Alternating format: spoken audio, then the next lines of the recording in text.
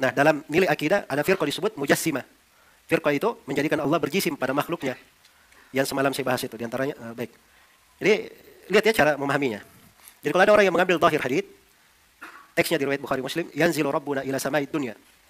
Rabb kita turun ke langit dunia. Fi thuluthil lailil akhir, pada sepertiga malam terakhir. Pada sepertiga malam terakhir. Qala, kemudian Allah berfirman, hal min sa'ilin fa'utiyah? Apakah ada yang meminta, aku beri permohonannya. Hal min da'in fa'astajibalah? Apakah ada yang berdoa, aku kabulkan untuknya. Hal min mustaghfirin fa'aghfiralah?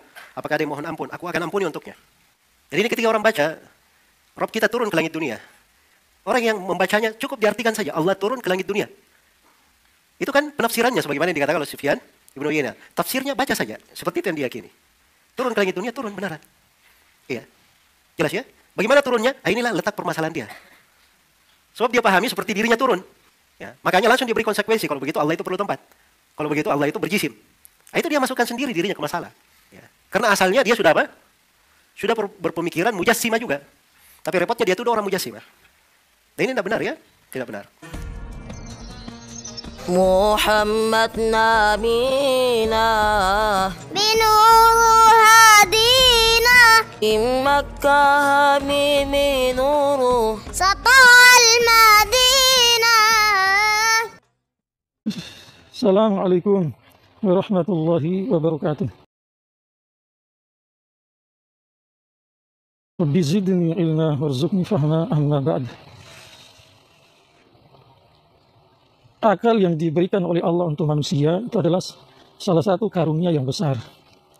Lewat akal itulah menjadi jurang pemisah antara manusia dengan binatang. Lewat akal itulah manusia mempunyai derajat, sebagian manusia ya, mempunyai derajat lebih tinggi daripada malaikat. Tetapi kapan akal itu menjadi karunia besar? Kalau akal dipakai sesuai tuntunan tuntunan wahyu. Akal dipakai untuk menguatkan wahyu. Barulah akal itu menjadi salah satu anugerah besar yang diberikan oleh Allah. Sebaliknya kalau akal dipakai tidak sesuai tuntunan wahyu, berseberangan dengan wahyu, maka jelas akal itu jadi rusak, akal jadi buta. Sehingga apa nanti yang terjadi? Maka lewat akal itu dia tidak percaya ada Tuhan. Lewat akal itu dia memilih Tuhan selain Allah. Lewat akal itu maka nanti dia jadi tersesat dan menyesatkan. Sesuatu yang salah dianggap betul dan sesuatu yang betul dianggap salah. Paham tidak? Maka dampak daripada akal yang digunakan tidak sesuai dengan wahyu itu, dampak negatifnya itu bukan hanya berlaku di dunia saja, tetapi puncaknya nanti kalau di akhirat seminim-minimnya akan terjebak dalam kesesatan. Yang kalau tidak diampuni ya, masuk neraka dulu baru ke surga. Nah, puncaknya adalah, maksimalnya itu adalah, na'udzubillah akan berada di neraka selama-lamanya. Maka salah satu orang atau kelompok, salah satu dari yang salah dalam menggunakan akalnya itu adalah kelompok umat Islam yang disebut dengan Wahabi.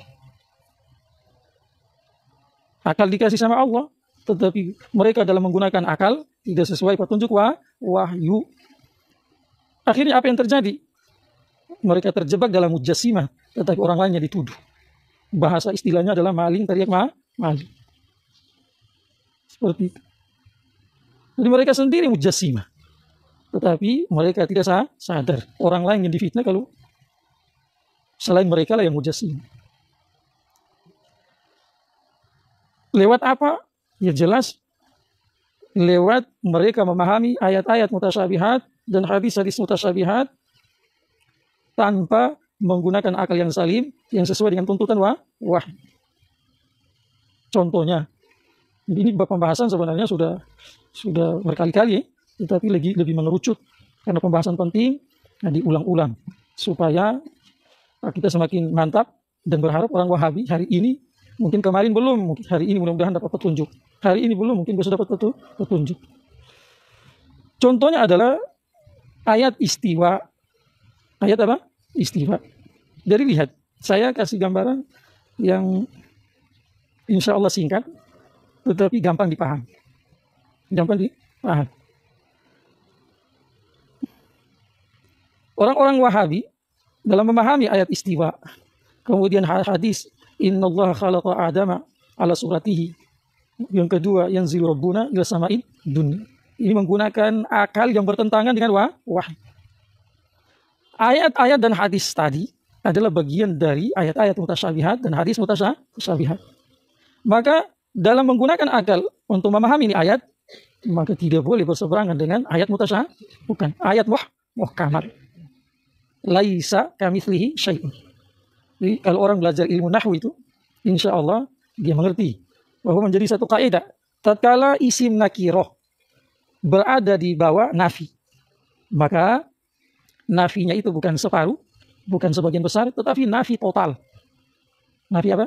Total. Berarti artinya itu apa? Laisa kamitslihi syai'un. Secuil pun dari segi zat dan sifat tidak ada yang bisa menyerupai tidak ada yang bisa menyerupai Allah, atau tidak ada yang menyerupai Allah. Jadi nafinya total. Jangankan sebesar kelereng, sebesar zarah pun tidak, di bawah zarah itu. Kalau ada istilah yang lebih kecil yang dipakai dalam hadis atau Al-Quran, lebih kecil dari zarah, maka sudah tidak bisa. Ini jadi patokan.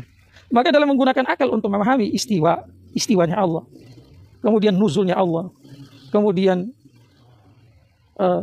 hadis tadi itu innallaha khalaqa adama ala suratihi, maka tidak boleh hanya akal yang berperan, tetapi akal ini harus mengikuti itu harus dipahami. Paham tidak? Orang Wahabi tidak begitu. Makanya lihat, mereka menerjemahkan istiwa'ullahi kalau dalam bahasa Al-Quran, apa itu? Ar-Rahmanu apa itu? Ar-Rahmanu alal arsyistawa. Dan ada beberapa tempat yang semisal dengan itu. Mereka mengatakan Allah bertengger di atas langit. Sebagian lagi yang mengatakan dari mereka bahwa Allah, kata-kata istiwa itu sebagaimana raja-raja duduk di atas singgasana. Berarti Allah beristiwa di atas arsy yang menjadi singgasananya. Kemudian kursi ada tempat letaknya 2 kaki. Berarti Allah duduk di atas kursi, naudzubillah, di atas arsy-nya singgasananya itu. Kemudian kedua kakinya Allah diletakkan di atas kursi. Yang luas kursi itu adalah meliputi langit dan bumi. Paham ya? Setelah itu mereka mengatakan sampai di situ, tapi jangan kamu bayang-bayang bagaimana bertengkernya Allah di atas arsy. Bagaimana cara Allah meletakkan kakinya? Bagaimana kakinya Allah? Paham tidak? Seperti itu. Setelah mereka buat seperti itu, baru mereka mengatakan kami bukan mujassimah. Kami apa? Bukan mujassimah. Padahal saat mereka memahami ayat istiwa seperti tadi itu, atau ayat kursi seperti tadi, tanpa disadari mereka telah menyamakan Allah dengan selain Allah. Bagaimana itu? Maka didengar, lihat ya. Saat kamu mengatakan Allah duduk di atas arsy yang menjadi singgasananya, seperti mana raja-raja duduk di atas singgasana. Inilah ada kesamaan. Walaupun setelah itu kamu mengatakan jangan dibayang-bayang, tetapi saat kamu menetapkan bahwa Allah duduk di atas arsy-Nya, Allah duduk di atas arsy, seperti mana raja-raja duduk di atas singgasananya itu, maka ini ada kesamaan dari sisi ini walaupun sedikit. Saya ulangi, walaupun kamu katakan setelah itu jangan dibayang-bayang. Bagaimana bertengkernya Allah, bagaimana duduknya Allah di atas arsy, bagaimana Allah meletakkan kakinya di atas kursinya, jangan dibayang-bayang. Tetapi saat kamu mengatakan Allah duduk di atas arsy, sebagaimana raja-raja, di situ adalah kesamaan. Saat ada kesamaan seperti ini, maka berlawanan sudah dengan ayat muhkamat yang tadi itu. Laisa kamitslihi syai'un. Secuil pun tidak ada kesamaan dari segi zat dan sifat antara Allah dengan selain Allah. Paham tidak? Semakna dengan ini, kata Ali bin Abi Thalib radhiyallahu anhu, yang terbetik di dalam hatimu dan pikiran mengenai Allah itu bukan Allah. Paham tidak? Jadi kalau kamu mengatakan Allah duduk di atas arsy, seperti raja-raja duduk, tapi jangan dibayang-bayang. Berarti yang kamu ucapkan tadi ada terbetik sedikit banyak di hatimu dan pikiran. Maka kata Ali bin Abi Thalib radhiyallahu anhu, itu bukan Tuhan itu. Itu bukan Allah. Jelas ya? Sementara kita orang-orang ahli sunnah wal jamaah yang hakiki. Berulang kali saya tambah hakiki. Ini hakiki ini jadi jurang pemisah antara ahli sunnah yang betul-betul dan ahli sunnah yang abal-abal, yang wahabi. Kita memahami ayat-ayat mutasyabihat dan hadis-hadis mutasyabihat dengan cara ayat itu betul kami imani. Kami iman, tapi apa makna yang sesungguhnya dari itu ayat kami serahkan sama Allah. Serahkan sama Allah. Maka lewat kefahaman seperti ini, maka orang-orang ahli sunnah tadi dalam menggunakan akalnya tidak berseberangan dengan ayat muhkamat. Kenapa? Secuil pun kita tidak menyamakan Allah dengan selain Allah. Lalu ada tudingan dari Wahabi bahwa kamu berarti mengingkari sifat-sifat Allah, istiwa, nuzul, paham tidak? Dan yang lain-lain. Itu kan fitnah kok. Dan kami imani seberapa banyak ayat istiwa di dalam Al-Quran, tidak ada satu ulama ahli sunnah wal jamaah yang berpendapat bahwa ayat itu diingkari, dikeluarkan. Na'udzubillah. Tidak. Semua sepakat di iman. Tetapi karena ini ayat bagian dari ayat-ayat mutasyabihat, maka cara memahaminya adalah menggunakan akal yang tidak berseberangan dengan ayat muhkamat. Karena Allah yang suruh. Sebagaimana terdapat di awal-awal surat Al-Imran. Dialah yang menurunkan Al-Quran ke atasmu. Dari Al-Quran itu ada ummul kitab. Apa? Minhu ayatul muhkamat, hunna ummul kitab. Dari Al-Quran ada ayat-ayat muhkamat dan dia menjadi induk, menjadi matbu, muqtada. Wa ukharu mutasyabihat. Dan sebagian lagi atau yang lain adalah ayat mutasyabihat. Maka untuk memahami mutasyabihat, gunakan akal lewat tuntunan ayat muhkamat. Sama seperti itu juga saat kamu memahami innallaha khalaqa Adam ala suratihi, kamu mengatakan Adam itu bentuknya Allah, sesungguhnya Allah ciptakan Adam dengan bentuknya. Bentuknya Adam sama dengan bentuknya Allah. Punya telinga, Allah juga punya telinga. Punya mata, hidung, mulut, kepala, Allah juga na'udzubillah punya mata, hidung, kepala, tangan, kaki, dan semua. Cuma jangan kamu bayang-bayang. Kalau telinganya Allah bagaimana ya? Matanya Allah bagaimana ya? Tak usah dibayang-bayang atau dibayang-bayang. Tetap dari satu sisi ini tadi, dari sisi saat kamu mengatakan bentuknya Adam sama dengan bentuk Allah, itulah mujas.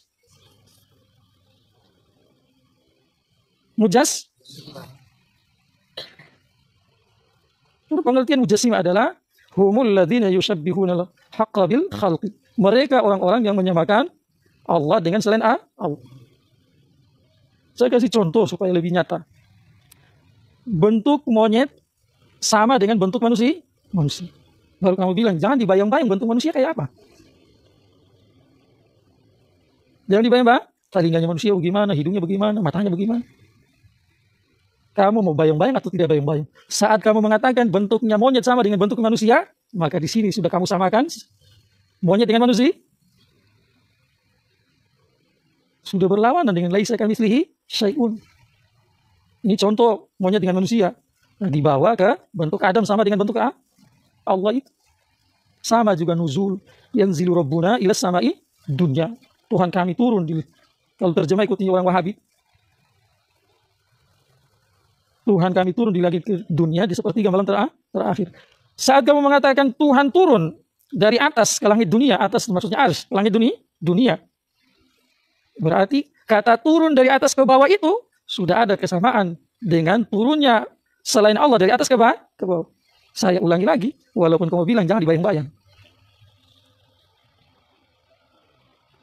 Paham tidak? Bilang jangan dibayang-bayang. Ya podo wae, sami mawon, tringgale. Paham tidak? Sama saja itu. Akbar duduk di dalam masjid. Akbar sedang duduk di dalam masjid, tapi jangan dibayang-bayang. Namanya kamu sudah bilang Akbar lagi duduk di dalam masjid. Berarti ada kesamaan dari segi duduknya itu. Dan keberadaan dia di dalam masjid sama dengan keberadaan Al-Farisi di dalam masjid yang lain. Walaupun bilang jangan dibayang-bayang. Jangan dibayang-bayang Akbar duduknya kayak bagaimana ya. Tetap saja dari sisi tadi itu ada kesamaan. Berlawanan dengan laisa kamitslihi syai'un. dan berlawanan dengan apa yang disampaikan oleh Ali bin Abi Thalib radhiyallahu anhu. Yang terbetik di dalam hati dan pikiran mengenai Allah bukan Allah itu. Maka bisa kita bilang mungkin Tuhannya orang Wahabi lain kali. Yang jelas Allah itu cuma satu. Tapi saat mereka menggambarkan Allah seperti itu, jangan-jangan Tuhan mereka itu lain. Jangan-jangan begitu. Atau bisa jadi Tuhan mereka ya Tuhannya kita, tetapi mereka tadi karena akalnya buta, akalnya rusak, sebab tidak digunakan lewat tuntutan wahyu atau tuntunan wahyu, maka jadilah mereka memahami Allah tidak semestinya dipahami. Jelas ya? Nah, itu makanya bersyukur kita, bersyukur, tidak jadi orang Wahabi ya. Jadi akal dijaga sama Allah untuk memahami wahyu sesuai dengan tuntutan wahyu atau tuntunan wahyu. Semoga bermanfaat. Subhanallah.